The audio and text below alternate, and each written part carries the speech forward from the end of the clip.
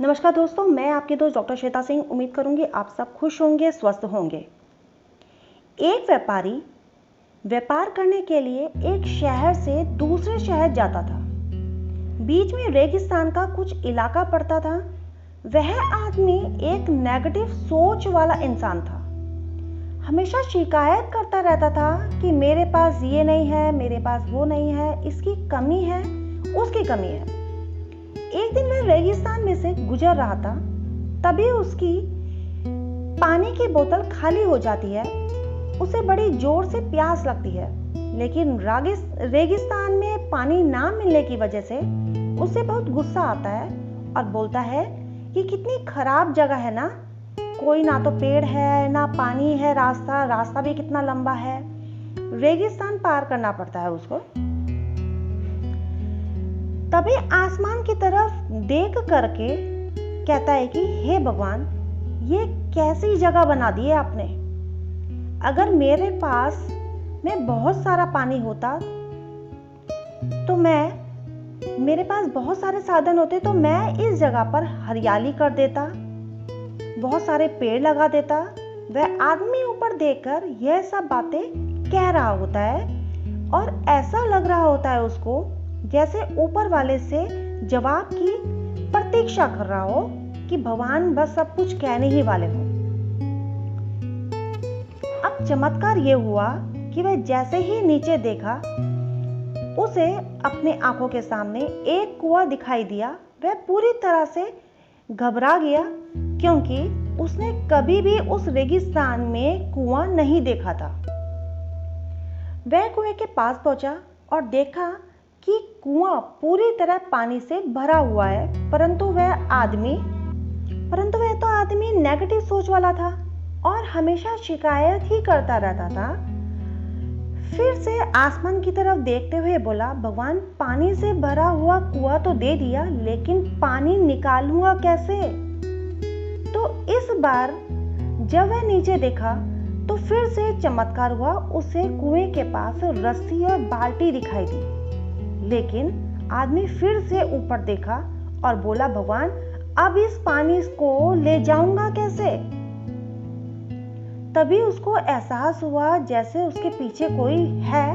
वह पीछे मुड़कर देखता है तो एक ऊंट खड़ा हुआ होता है।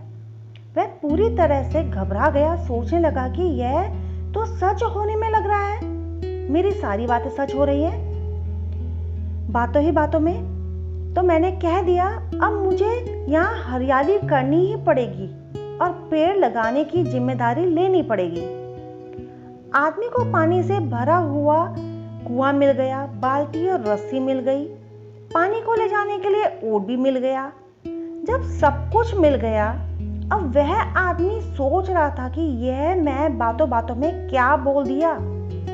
वह घबरा गया इस बात को सोचकर और वह तेजी से दौड़कर भागने लगा।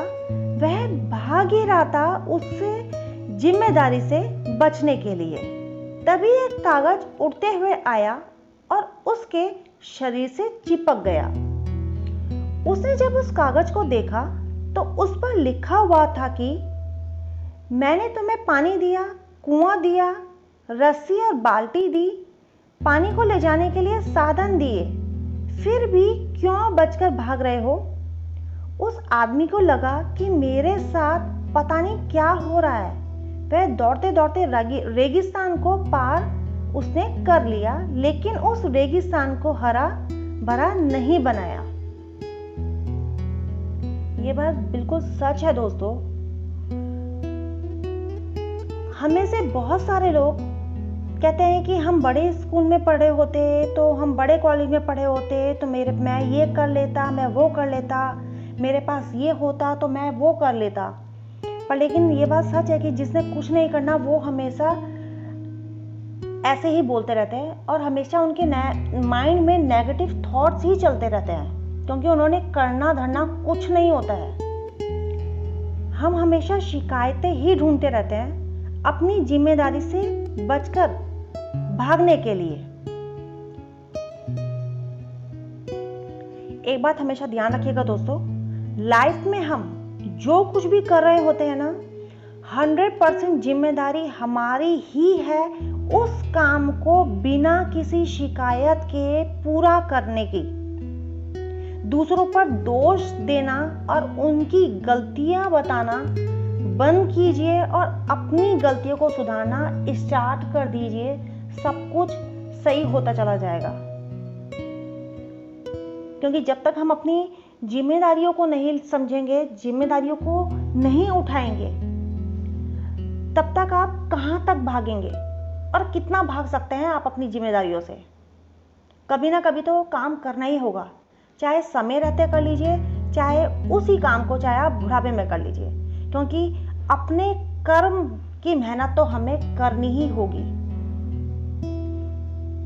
और अपने दिल में हमेशा, अपने मन में हमेशा एक उम्मीद को कायम रखिए कि हाँ मैं कर लूंगा या कर लूंगी। बस मैं उम्मीद ही यही करूंगी कि आप सब हमेशा खुश रहें, स्वस्थ रहें। मैं आपकी दोस्त डॉक्टर श्वेता से।